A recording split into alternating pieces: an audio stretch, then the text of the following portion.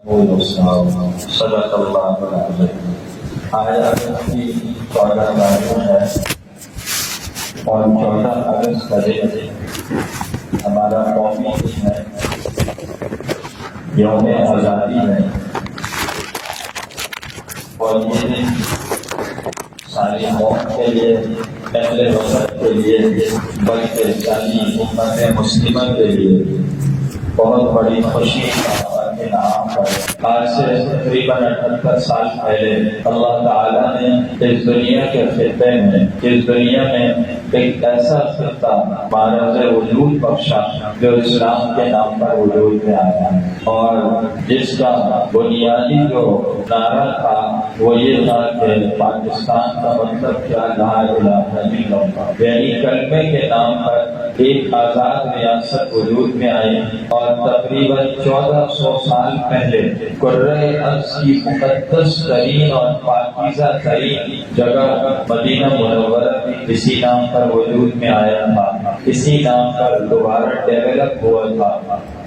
اور تقریباً 1400 سال پہلے جب یہ ہوا تو اس کے بعد پھر یہ مملکت پاکستان وجود میں آئی۔ اس دن کو عام طور پر ہمارے یہاں جشن آزادی کے طور پر منایا جاتا ہے، تو آج اس یوم آزادی کی مناسبت سے 2-3 باتیں بہت مختصر سے عرض کرنی ہیں، اس مختصر سے وقت میں اس کو سمیٹنا ہے۔ پہلی بات تو یہ ہے کہ اللہ تعالیٰ کی نعمتیں بے شمار ہیں، وَأَسْبَغَ عَلَيْكُمْ نِعْمَهُ ظَاهِرَةً وَبَاطِنَةً، اللہ نے ہم پر ظاہری نعمتیں بھی بڑی نچھاور فرمائی اور باطنی بھی، یہ زندگی، یہ جان، یہ مال، یہ صحت، اولاد، دھوپ، چھاؤں، بارش، ہوا، پانی، روزی، طرح طرح کی نعمتیں ہیں، سورج، چاند وغیرہ جو سب انسان کے لیے تیار ہیں۔ وَسَخَّرَ لَكُم مَّا فِي السَّمَاوَاتِ وَمَا فِي الْأَرْضِ جَمِيعًا، فرمایا یہ سب چیزیں آسمان و زمین کے تمہارے کام میں لگائے اللہ نے۔ اور دوسری جگہ کا هُوَ الَّذِي خَلَقَ لَكُم مَّا فِي الْأَرْضِ جَمِيعًا، زمین کی تمام چیزیں اللہ نے تم لوگوں کے لیے انسانوں بنائی۔ پر روحانی نعمتیں،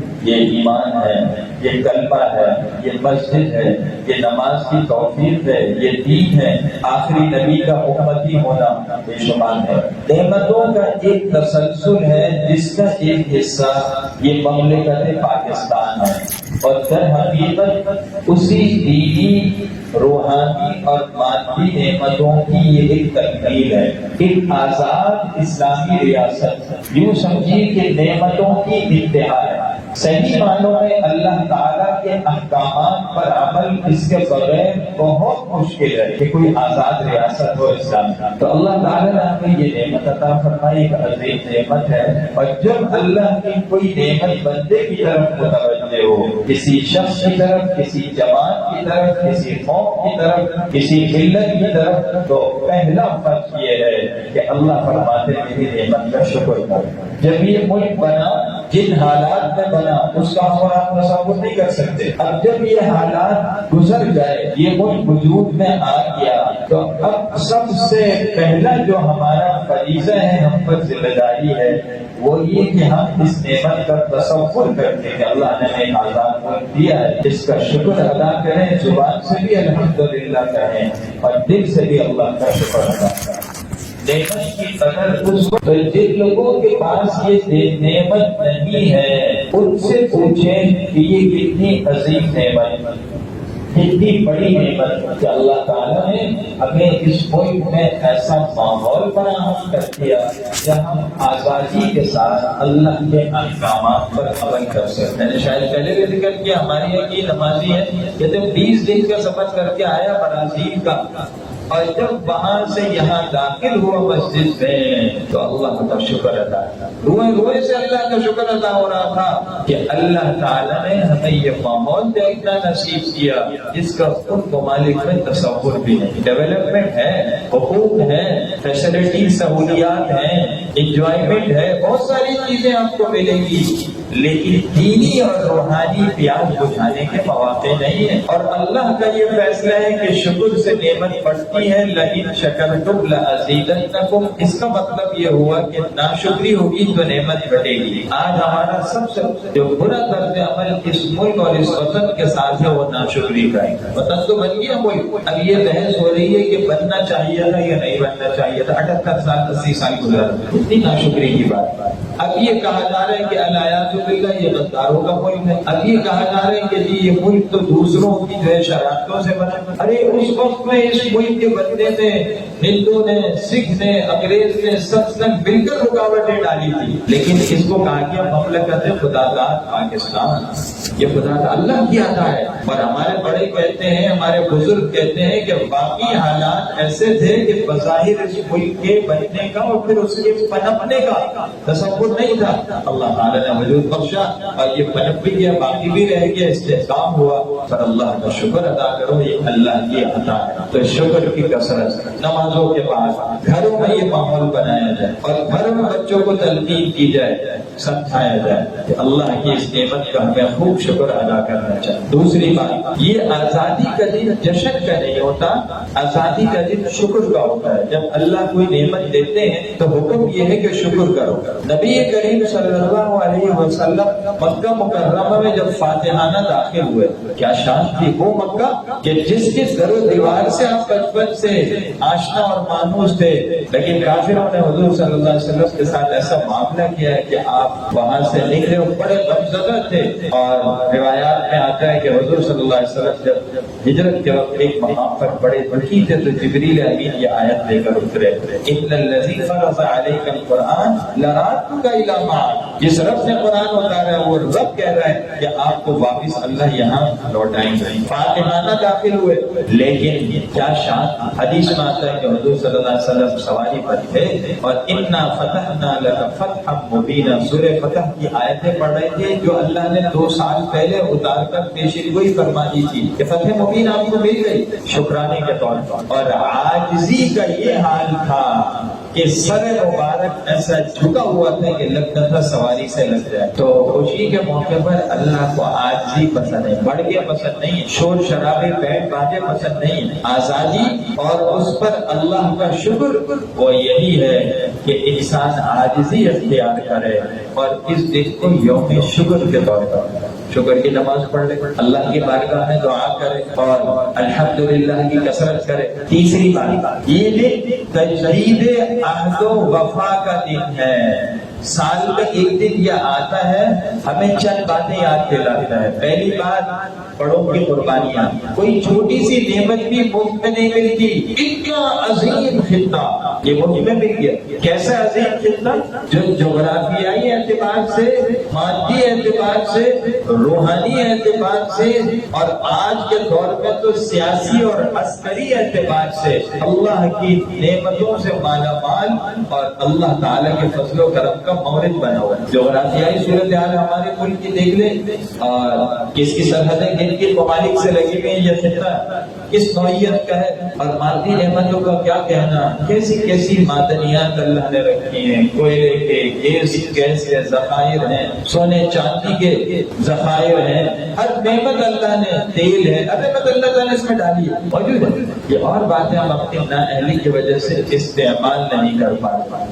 گیس ہے، سب چیزیں موجود ہیں. اور اس کے ساتھ ساتھ روحانی پس منظر اور روحانی جو صورتحال ہے وہ کیا کہنا کہ قرۂ ارض پر یہ مثالیں نایاب نہیں تو کم یاب ضرور ہے کہ ایسا خطہ اور اس کے اندر دینی مدارس، مساجد، مراکز تبلیغی اور پھر خانقاہیں اور دین کی نشر و اشاعت اور دین کی جو ہے سربلندی کی محنتوں، یہ مناظر آزادی کے ساتھ مشکل. تو اللہ کی نعمتوں کا ایک تسلسل ہے. تو یہ اتنی عظیم چیز ایسے مفت میں ملے گی، اس کے لیے بڑی قربانی. تاریخ پڑھنی چاہیے یوم آزادی کی. رونگٹے کھڑے ہو جاتے ہیں. میں نے بہت سی کتابیں اس حوالے سے پڑھی دیکھی، لیکن بسا اوقات ایسا لگتا ہے کہ آدمی پڑھ نہیں سکتا. خاندانوں پر، بچوں پر، خواتین پر کیا کیا لکھی ہے، کیسے کیسے واقعات ہیں. خود لوگوں نے اپنی بچیوں کو شہید کیا دشمن سے بچانے کے لیے. سینکڑوں ہزار بچیوں نے مختلف قوموں میں، یہ ایک کنویں کی بات نہیں ہے، مختلف قوموں کے اندر خودکشی کی ہے اور جانیں دی ہیں چھلانگیں مار کے. اپنی عزت کو بچانے کے لیے. اور یہ تو وہ ہیں جن کی عزت بچ گئی، جن کی نہیں بچی وہ ساری زندگی دوسروں کے ساتھ رہی، سکھوں کے ساتھ اور دوسروں کے ساتھ، مسلمان بھی، لیکن وہ کہتے تھے ہماری اولاد خود سے ہوگی. تو بڑی کردناک داستانیں. یہ دن ان قربانیوں کے یاد کرنے کا دن ہے. ان کی روحوں کو بھی تکلیف ہوتی ہوگی ہمارے اس طرز عمل سے جو آج کا دن ہے. اپنے بچوں کو یہ مت سکھاؤ کہ یہ ناچ گانے کا دن ہے، یہ فیشن کا دن ہے، یہ شو کا دن ہے، مکس گیدرنگ کا دن ہے، پارٹیوں کا دن ہے، ناچ گانوں کا دن ہے. یہ بتاؤ بڑوں نے کیسے قربانیاں دی تھی اور کیسے لوٹے پوٹے آئے تھے.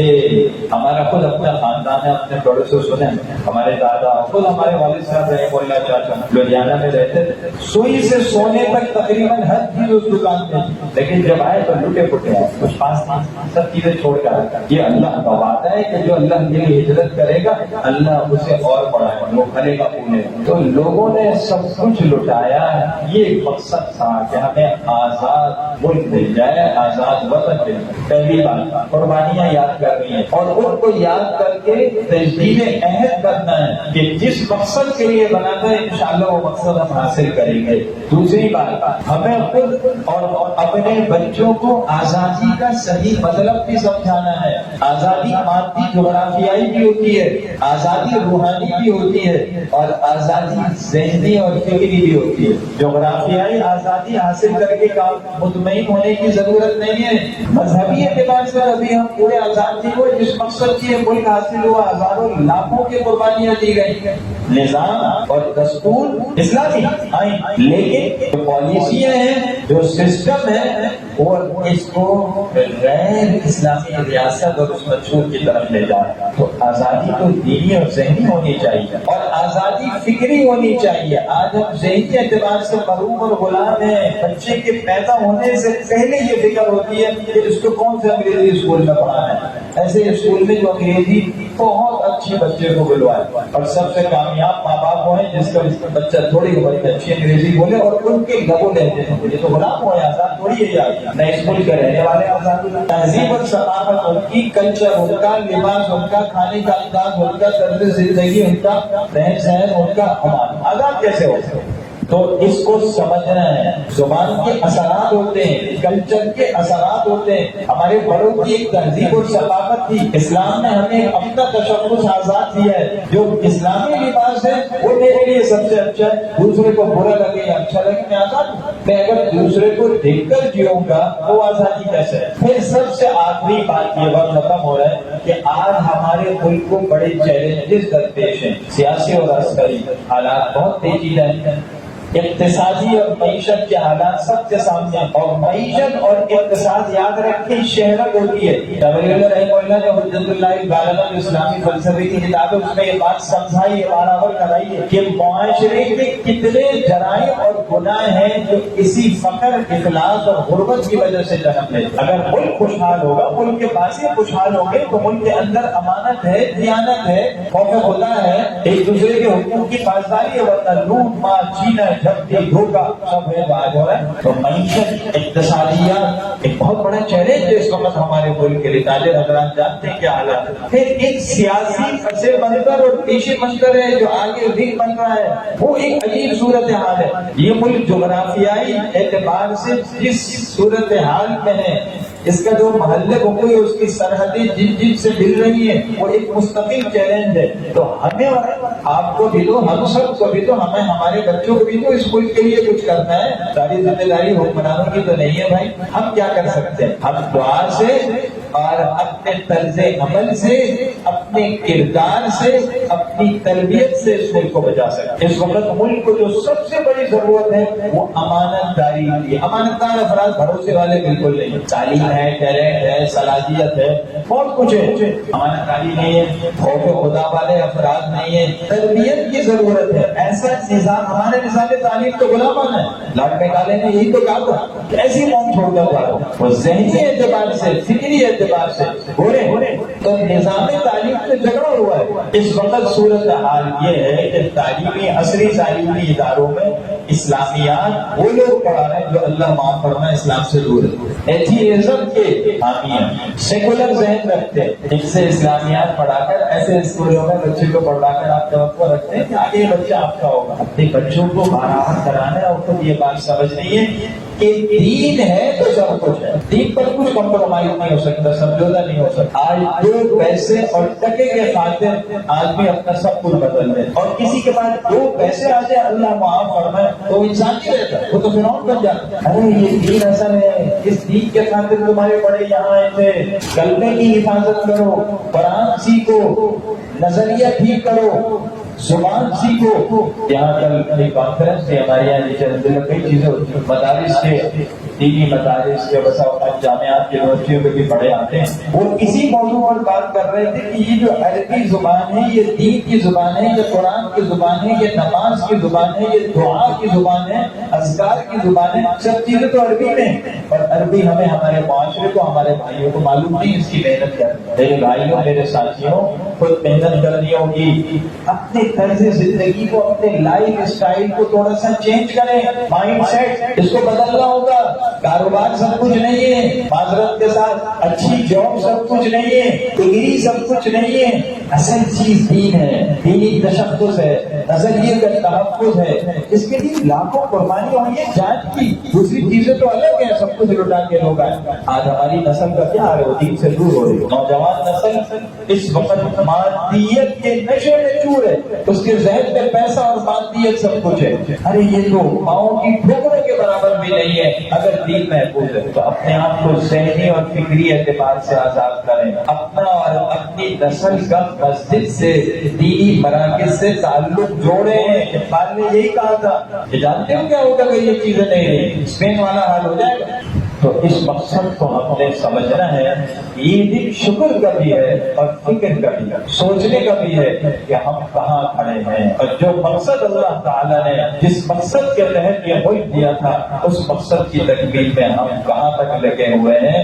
امانت، سچائی، دیانتداری، وقت کی پاسداری اور اپنے وقت کی حفاظت، دوسرے کے حقوق کا خیال، انسانیت کا احترام، میٹھے بول، یہ وہ چیزیں ہیں جن سے ہم اپنے ملک کو بچا سکتے ہیں۔ آج بھی موقع ہے، انہی چیزوں سے یہ ملک بچے گا، کردار سے، طرز زندگی سے، اچھی تربیت سے۔ تعلیم آنا ہونے چاہیے، اپنے بچے کو آپ ڈاکٹر بنائیں، انجینئر بنائیں، سائنسدان بنائیں، ضروری ہے بنائیں، لیکن نظریاتی پہلے بنائیں، سچا مسلمان بنائیں، پکا مسلمان بنائیں، مخلص محب وطن شہری بنائیں، وطن کے ریاست کے حقوق کا تحفظ رکھنے والا بنائیں، اور اس کے ساتھ ساتھ وہ نظریاتی بھی ہو، وہ داعی بھی ہو، اللہ کے دین کی طرف دعوت دینے والا ہو، وہ چھوٹی چھوٹی چیزوں پر بگڑنے والا نہ ہو، اس کا دین و ایمان اس کے لیے سب سے قیمتی ہو۔ اللہ سب کو عمل کی توفیق عطا فرمائے۔ آخر دعوانا